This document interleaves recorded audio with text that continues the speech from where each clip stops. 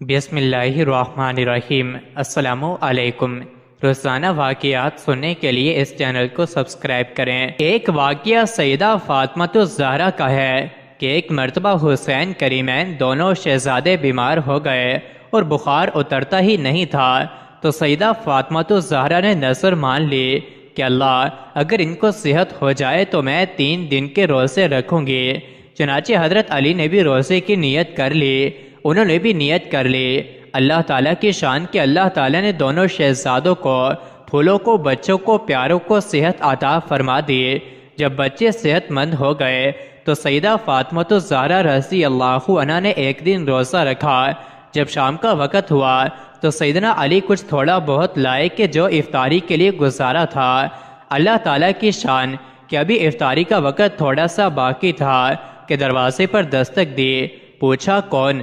جواب ملا کہ میں مدینے کا مسکین ہوں اور میرے پاس کھانے کو کچھ نہیں، بہت وقت سے بھوکا ہوں، اور میں اس دروازے کو دیکھ کر اس لیے آیا ہوں کہ یہاں سے کوئی بندہ خالی نہیں جاتا۔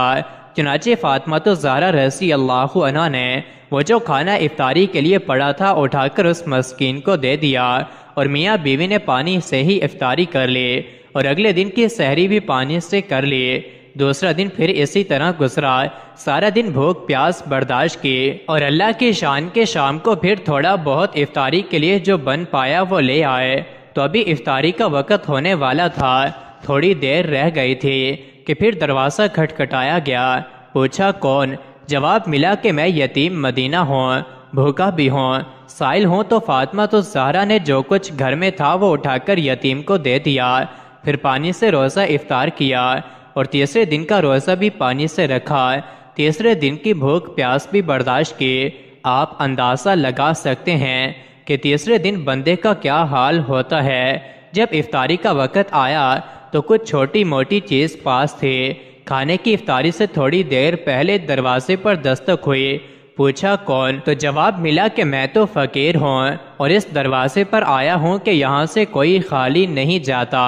سیدہ فاطمۃ الزہرا نے سوچا کہ یہ سائل اللہ کے نام پر مانگ رہا ہے، میں اللہ کے نام پر مانگنے والے کو خالی نہیں بھیجوں گی، خود بھوکی رہ لوں گی۔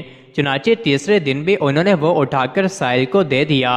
اللہ تعالیٰ کو اپنی اس بندی اور بندے کا بھوکا پیاسا رہنا اتنا پسند آیا کہ اللہ تعالیٰ نے قرآن مجید کی آیتیں اتار دیں۔ مسکینوں، یتیموں، فقیر اللہ، اور وہ اللہ کی محبت میں مسکینوں اور یتیموں اور قیدیوں کو کھانا کھلاتے ہیں، ان کی بھوک تو تیسرے دن ختم ہو گئی ہوگی، کھانا کھا لیا ہوگا، لیکن جو انعام ملا وہ کتنا بڑا کہ آج بھی ہم قرآن پڑھتے ہیں اور 1400 سال بعد بھی ان کی اس عبادت کا قرآن کی زبان میں تذکرہ کر رہے ہیں۔ مزید ایسی ہی ویڈیوز کے لیے چینل کو ضرور سبسکرائب کریں۔